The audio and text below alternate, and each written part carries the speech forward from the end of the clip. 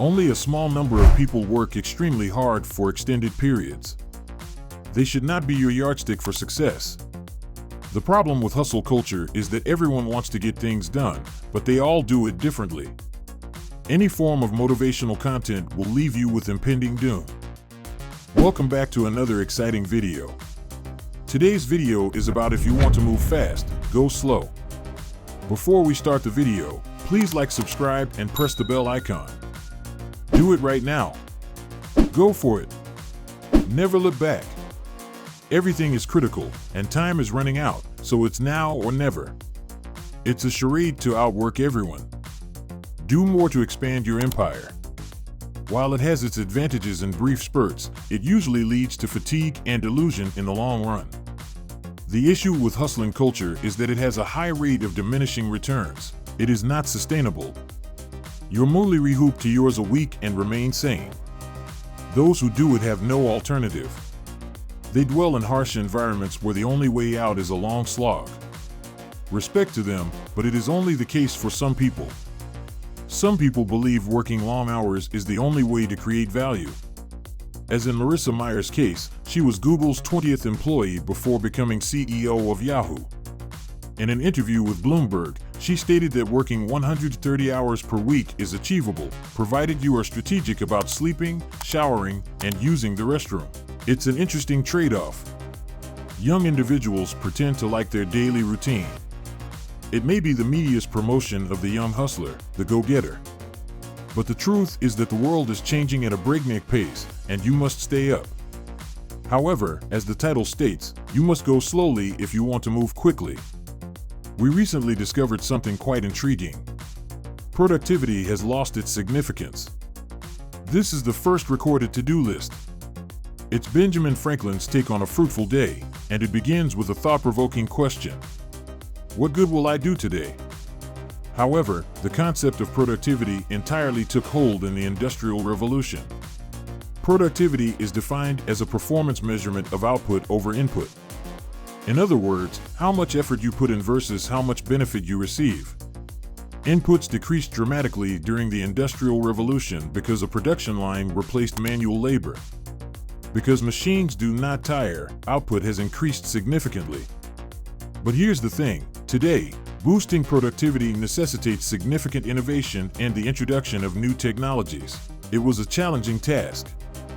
When Henry Ford established the first moving assembly line in December 1931, it cut the time it took to build a car from 12 hours to 1 hour and 33 minutes. But, to get there, he spent years trying and failing to get the thing going. Optimizing a factory is far more complex than optimizing people, yet we regard personal productivity as a simple task requiring only a few tricks and apps. Productivity has become a business in and of itself. And you are the client. You spend more time discussing, writing, and organizing your work than doing it. Productivity has lost its significance. It is now up to individuals to be more productive, to do more, and to always be on the go. That's how you get excessive work hours and crowded days. People only know how to be more productive by working quicker so they can do more of it. Returning to the definition, people raise the left side while decreasing the right. What is the solution to this? How do you make more money by doing less?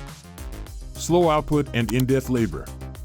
Carl Newport introduced us to these two notions not long ago. He discussed delayed productivity in a recent podcast with Tim Ferriss, which we highly recommend you listen to. Slow productivity is based on the amount of work done in a day. It's pretty simple to become exhausted by worthless employment. People spend up to 6 hours on Zoom calls, especially since most work from home. This is something that we have observed in our own life. When we took on more projects, we spent more time on them. Slow productivity entails accomplishing things one at a time at a sustainable volume. We have a question for you now. How many hours do you think you'll need to put in each week if you truly want to get shit done? Stop the video and give your response in the comments. You'd need between 15 and 25. That's all there is to it. This is because there are two forms of job, maintenance and advancement. Progress work advances the wheel. Maintenance work determines whether or not the wheel is still present. Work progress is slow and brief. Maintenance work can go on indefinitely.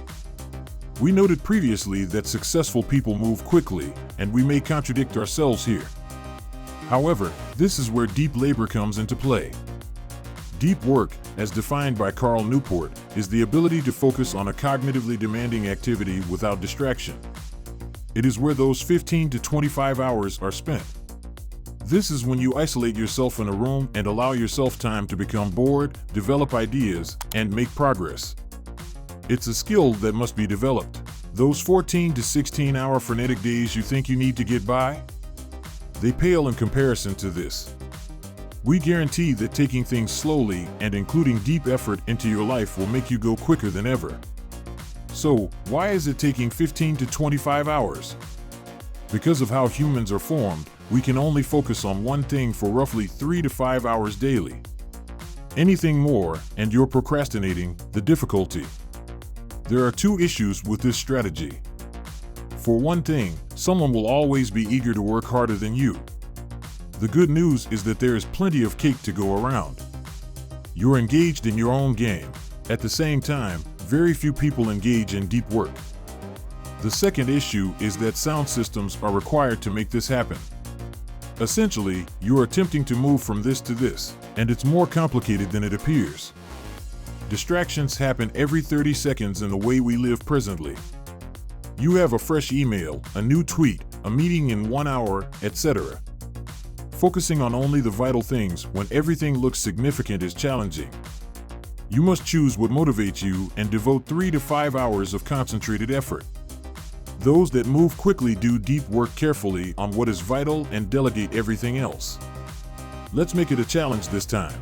This month has around 2 weeks left. Please choose what's important to you and devote 30 hours a week for 2 weeks beginning Monday. It's the bare minimum of the 15 hours per week required to get shit done. It could be learning a new talent or becoming acquainted with a new trend or technology. Gary Vee spent 50 hours learning about NFTs and made $91 million. We'll check in with you in 2 weeks to see how you're doing. If you want to participate, put challenge accepted in the comments. We'll find out who has done the hard work in 2 weeks. Thanks for watching the video. If you enjoyed it, please like, share, and subscribe to our channel for more exciting content.